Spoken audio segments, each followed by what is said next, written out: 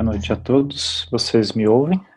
Obrigado por estarem aqui. É uma satisfação participar desse evento. Quero cumprimentar rapidamente a Sofia, a presidente da sociedade, e dessa maneira estender os meus cumprimentos a toda a equipe que está organizando e conduzindo esse congresso em um cenário tão atípico como o nosso.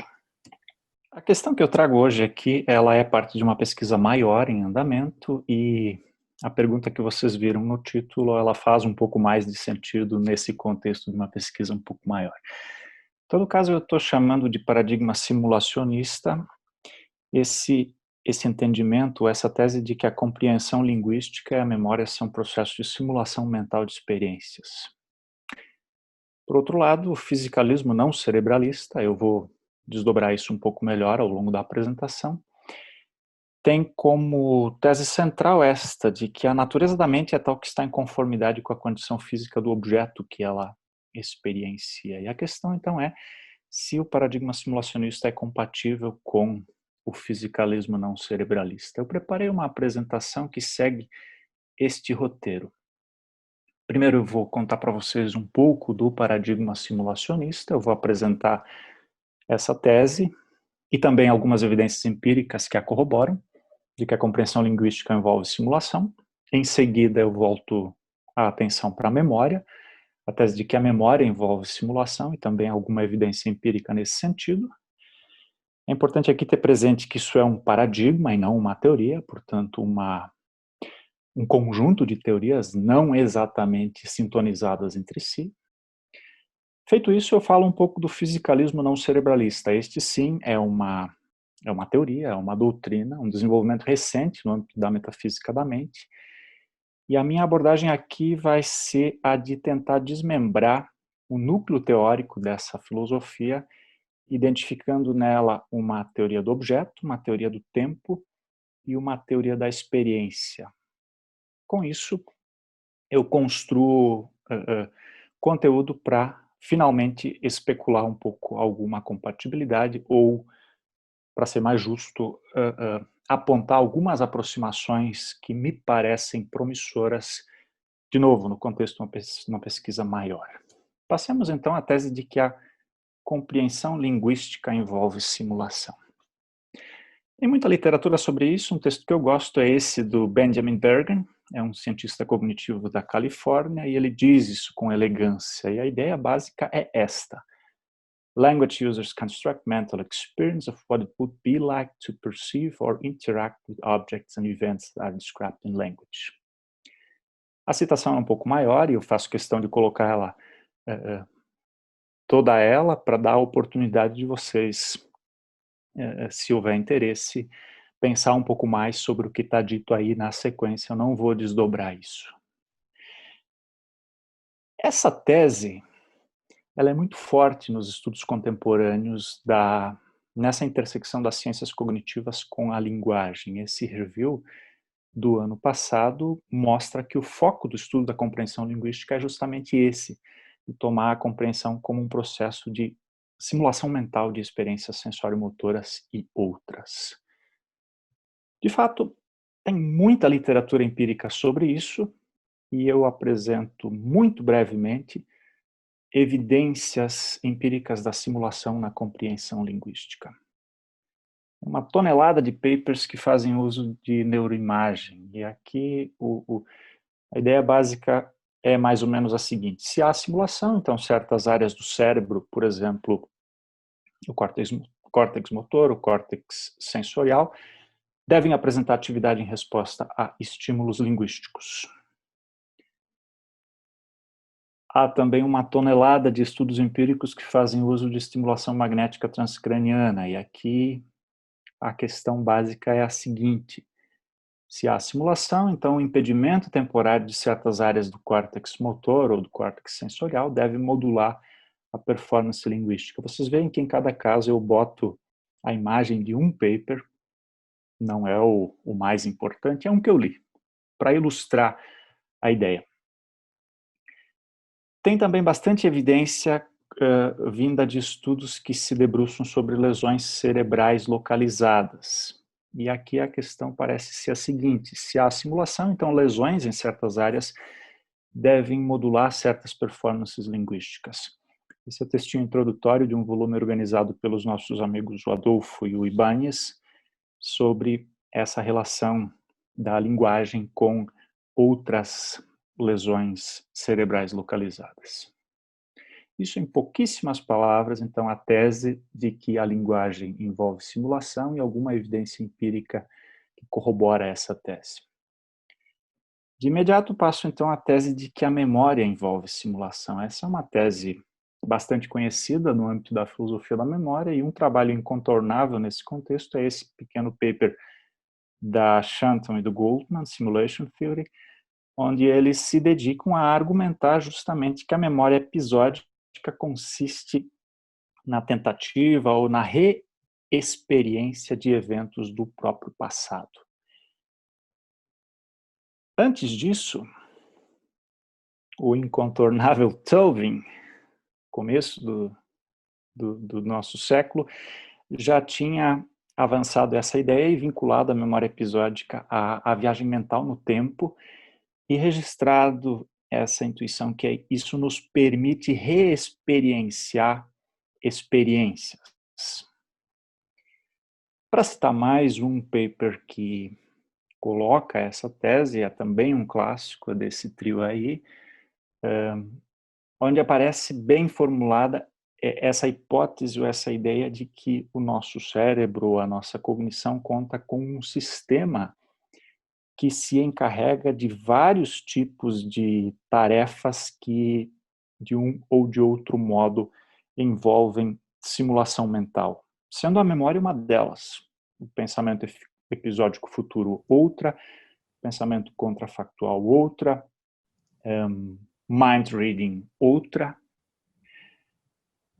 Essa mesma ideia de que há um sistema que faz várias coisas, ela está também nesse livro do Mike Kellyon, de 2016.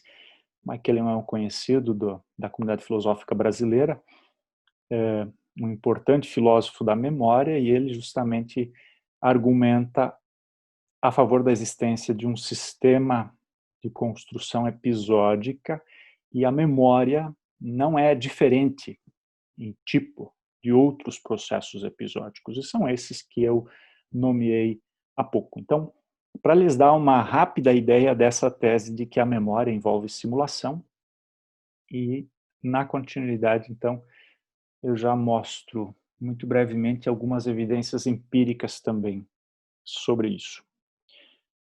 Muito estudo do cérebro, como por exemplo esse paper que já tem mais de 10 anos, que mostra que áreas tradicionalmente associadas à memória têm também uma atividade similar quando o indivíduo pensa em eventos futuros. Trabalhos de neuroimagem que mostram que áreas do cérebro tradicionalmente associadas com, por exemplo, atenção, decisão perceptual e atividade sensório-motora também estão ativas quando o sujeito está lembrando. Estudos que procuram caracterizar a experiência subjetiva de indivíduos quando eles se dedicam ou são estimulados a lembrar, a pensar em episódios futuros e também a exercitar sua capacidade de pensamento contrafactual. Esse paper ele é particularmente interessante e se alguém tem interesse em literatura empírica sobre memória e sobre teses contemporâneas, é uma boa sugestão de leitura. Ele entra aqui na minha apresentação como um indicativo de evidências empíricas e que a memória envolve simulação. E mais recentemente, uma tendência a aproximar questões ligadas à memória à tomada de decisão. Por exemplo, esse paper do mês passado, ou de julho, que mostra que o lobo temporal medial ativa de modo similar quando o sujeito está num contexto de tomada de decisão, simulando eventos futuros. Então, muito brevemente, é isso que eu penso quando eu uso a expressão o paradigma simulacionista. A tese de que a compreensão linguística envolve simulação, bem como a tese de que a memória envolve simulação. Passo então agora a parte 2, que é o fisicalismo não cerebralista.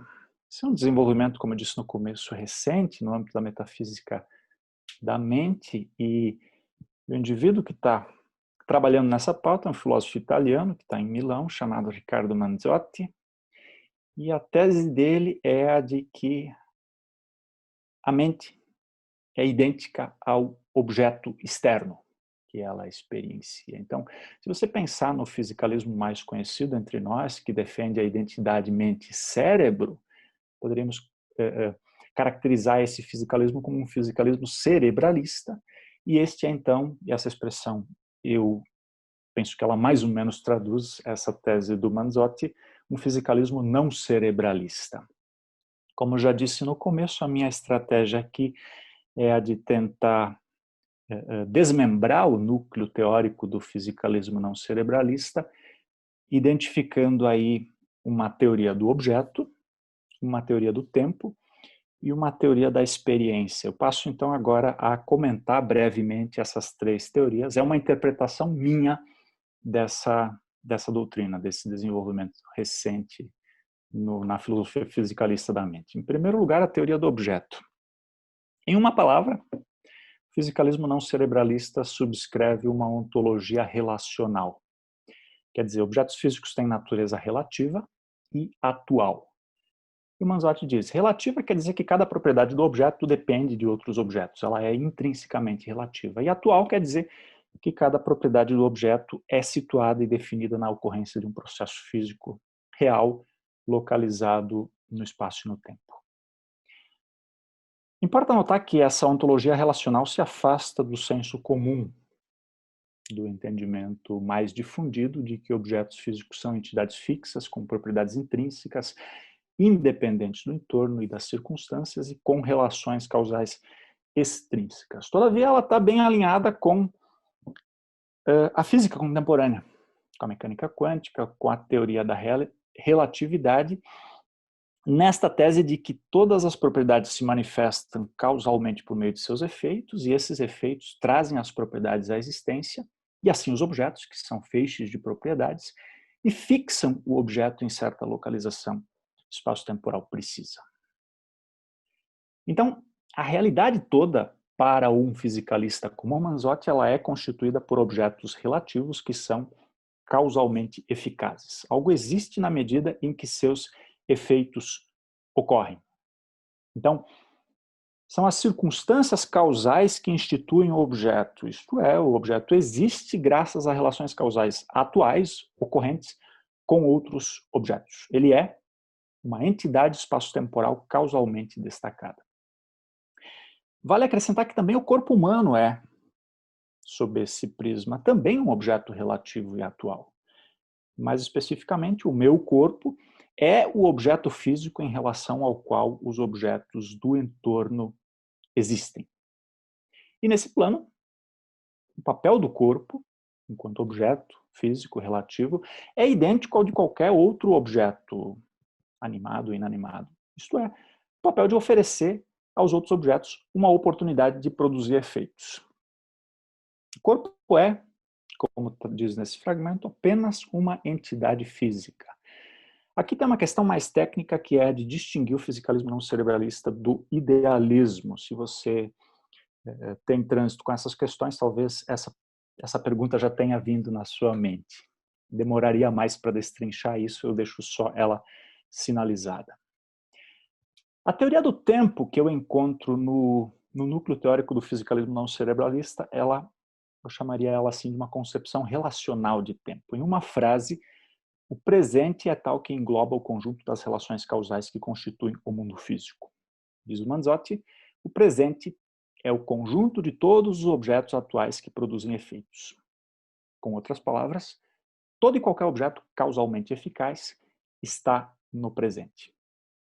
Diz o autor, a realidade física se estende pelo espaço e pelo tempo e é definida por processos causais e não por intervalos temporais. Tal como na teoria do objeto, aqui nós temos de novo um movimento de se afastar do senso comum da ideia, pelo menos, de que o presente é um instante pontual, absoluto, universal.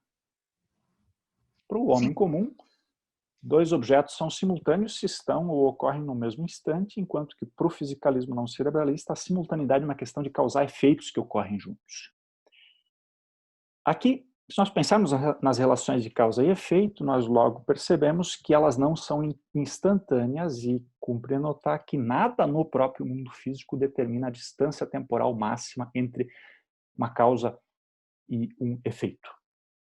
Pense, por exemplo, na luz de uma estrela ou da lua. Hoje tem lua cheia aqui onde eu estou. Essa luz foi emitida há um bom tempo atrás e ela chega na minha retina depois de um bom tempo. À luz dessa concepção relacional de tempo, então, o presente passa a ser claramente compreendido como o conjunto de causas que afetam o meu corpo. Não importa quanto tempo ou quanto espaço separa o corpo do evento. A única coisa que interessa é a relação causal entre os dois. Então, eu disse antes, falando da teoria do objeto, que o corpo é o objeto em relação ao qual os objetos do entorno se estabelecem, portanto, uma relatividade objeto-objeto. Agora, considerando a teoria do tempo, a gente pode dizer que o nosso presente é constituído por objetos atuais trazidos à existência por nossos corpos. Finalmente, então, a teoria da experiência. E aqui o Manzotti propõe uma identidade experiência-objeto. Em síntese, o objeto físico trazido à existência pelo corpo do indivíduo é idêntico à experiência que o indivíduo tem de tal objeto. Nas palavras do autor, a experiência de um objeto é o objeto externo. Volto aqui com a citação que eu apresentei no começo, onde ele usa o exemplo de uma maçã vermelha para dizer que a coisa que é uma e mesma da experiência consciente na maçã é a própria maçã. A experiência é física e a questão pontual é essa, a questão básica é essa. A experiência de um objeto é o objeto, ele mesmo. Então, eu apresentei brevemente o paradigma simulacionista, desmembrei o núcleo teórico dessa doutrina chamada por mim de fisicalismo não cerebralista, e nos minutos que me restam eu vou muito rapidamente sinalizar o que, no melhor dos casos, nós poderíamos chamar de aproximações promissoras. Primeiro, o paradigma simulacionista e a teoria do objeto do fisicalismo não cerebralista. Eu acho ou suspeito que essa tradição simulacionista é compatível com uma ontologia relacional. Isso implicaria, então, deixar para trás o dualismo substância-atributos e atualizar a concepção de objeto à luz da física contemporânea. Há um trabalho conceitual aí a ser feito. Eu quero apontar isso como uma avenida de pesquisa possível, né? Então, na relação com o meu corpo, o objeto externo se institui e essa relação pode, se não inteiramente, mas em boa medida, ser explicada em termos fisicalistas. Aqui tem uma palavra sobrando, não sei o que eu tinha em mente quando eu escrevi ela aí. Mas me parece uma aproximação promissora. Em segundo lugar, o paradigma simulacionista e a teoria do tempo do fisicalismo não cerebralista. Eu suspeito que o paradigma simulacionista subscreve, ainda que tacitamente, uma concepção mais ou menos newtoniana, segundo a qual o presente é o instante pontual, o agora. Não sei se é absoluto, universal, mas eu acho que há um trabalho aí a ser feito de revisão da concepção de tempo. E o caminho dessa revisão me parece ser esse, de deixar para trás essa concepção newtoniana e assumir, se o fisicalismo não cerebralista tiver certo, que o presente é tal que inclui os objetos atuais, ou seja, todos os objetos que produzem efeito. Como eu contei para vocês, objetos têm existência atual, existem na medida em que seus efeitos ocorrem. Essa aproximação talvez seja potencialmente produtiva com a teoria simulacional da memória e eu espero encontrar nesse trabalho algumas novas luzes para pensar a questão do conhecimento do passado pessoal, que é uma das minhas preocupações nessa pesquisa maior. Por fim, a questão da teoria da experiência. Eu acho que aqui as coisas ficam um pouco mais difíceis e, em pouquíssimas palavras, eu tendo a pensar na tradição simulacionista como uma tradição mais internalista, enquanto que o fisicalismo não cerebralista é declaradamente externalista, tem uma concepção externalista e redutivista de mente. Então, para terminar, eu acho que há uma aproximação promissora do paradigma simulacionista com a teoria do objeto. Eu penso que há uma aproximação promissora com a teoria do tempo e eu tenho dúvidas se o paradigma simulacionista pode acolher a teoria da experiência proposta pelo fisicalismo não cerebralista. É isso que eu consegui preparar. Muito obrigado. Muito obrigada, César, pela fala. Nós temos 9 minutos para perguntas agora. A Bárbara escreveu: obrigada, César. Quando você expõe a teoria do tempo e faz a aproximação com as relações causais, esse tipo de causalidade é linear? Eu não sei bem o que a Bárbara tem. Obrigado pela pergunta. O que ela tem em mente com causalidade linear. Em todo caso, a causalidade está no centro do fisicalismo não cerebralista do Manzotti. É a pedra angular desse fisicalismo. É por relações causais que objetos relativos se instituem, ou seja, se fixam no espaço e no tempo. Né? É pelos seus efeitos que eles se estabelecem. Okay? Então, está em jogo aí a questão de causa e efeito, e até onde eu li, ele não está muito preocupado filosoficamente com a questão da causalidade. Essa é uma questão interessante que merece um exame mais cuidadoso, que eu ainda não fiz, e em todo caso, linear, causa e efeito, um para um, linear no sentido temporal, de que sempre é de T1 para T2, tendo a pensar que sim. Talvez a autora da pergunta me diz um pouco... Há um evento seguido do outro. Sim, sim. O tempo avança em uma direção para o proponente do fisicalismo não cerebralista. Mas é interessante que se é pelos efeitos que os objetos se instituem, então, no momento em que eu, por exemplo, penso naquela bicicleta que eu tive quando eu era criança, é possível descrever isso como um objeto que está temporalmente distante e que agora causa um certo efeito no meu cérebro. E para o Manzotti isso é o suficiente para dizer que este objeto, que é relativo, que ele está no presente. É nesse sentido que o presente é uma estrutura que engloba todos os objetos causalmente eficazes. Por aí eu acho que tem uma aproximação interessante com a teoria simulacional da memória, que compreende a memória como uma simulação de experiências já vividas. Obrigada. Obrigada, César.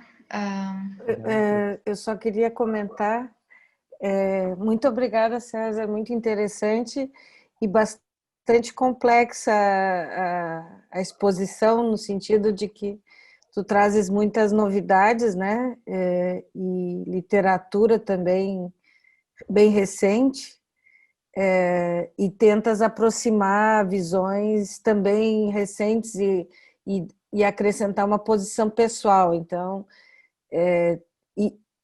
eu até vou confessar, né, César, isso a gente já conversou em alguns momentos, que é uma discussão metafísica, né? Que foge um pouco do naturalismo, mas ainda quer ser naturalista. Então, talvez por aí eu queria te fazer uma rápida pergunta, em que sentido tu ainda és um naturalista? Será que ele pode responder ainda? Pode tá responder ainda. Em que sentido eu ainda não sou? No sentido de sempre, Sofia.